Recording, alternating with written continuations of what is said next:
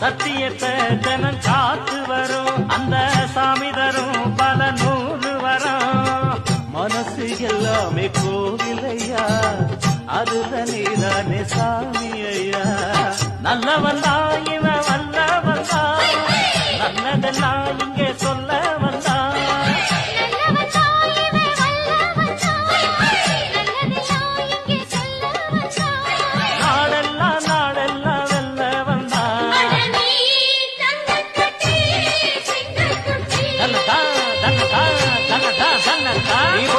வச்ச